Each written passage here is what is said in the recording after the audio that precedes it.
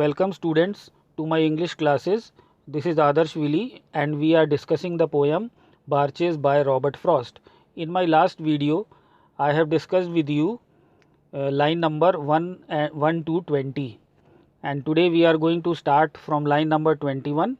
But before we start with the fresh lines, let us first consider the previous lines and do a quick revision, and then we will proceed with the new lines, new extracts we will see after this revision.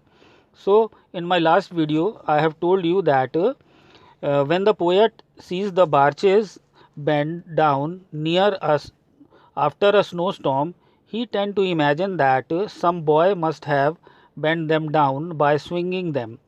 He fails to notice that the branches of the barches are bent down with the load of the ice, as they cannot be bent down permanently by the swinging of the boys.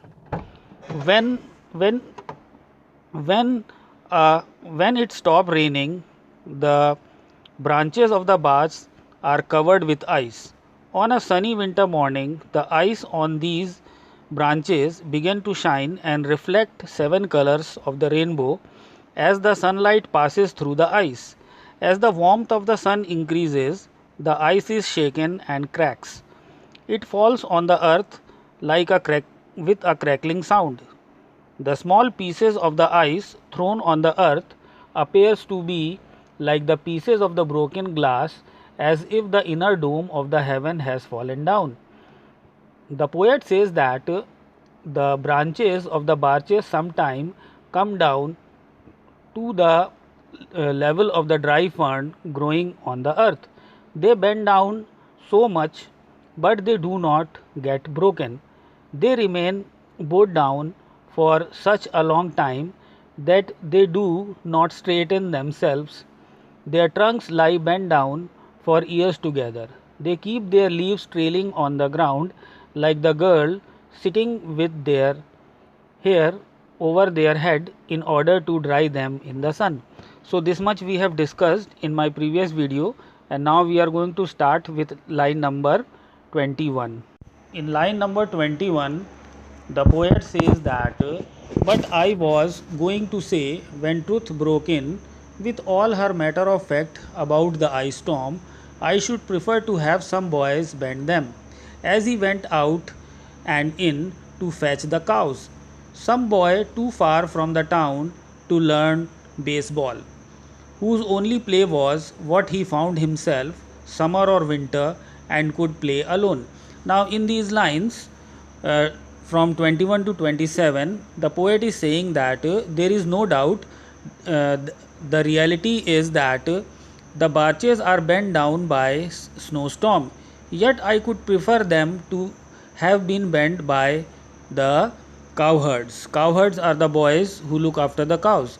The boy might have swung them in for spare time. I think the boy looking after his cows and living far away from the town to learn baseball might have devised a game for himself, the game of barge swinging, the game he could play alone in summer or winter. Now in line number 28 to 35, the poet says, one by one he subdued his father's tree by riding them down over and over again until he took the stiffness out of them, and not one but hung limp, not one was left for him to conquer.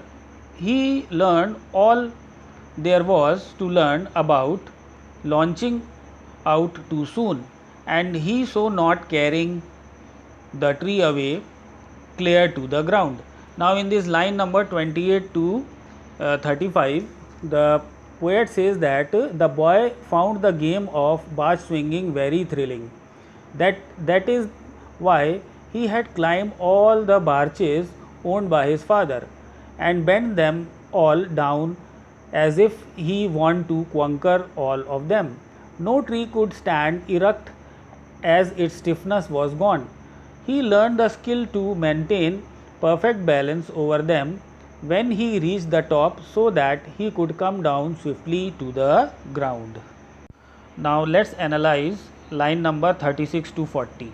In line number 36 to 40, the poet is saying he always kept his pose.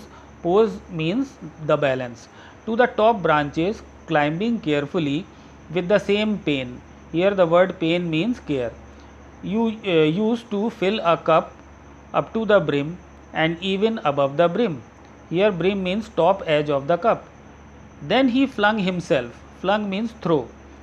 Outward feet first with a swish.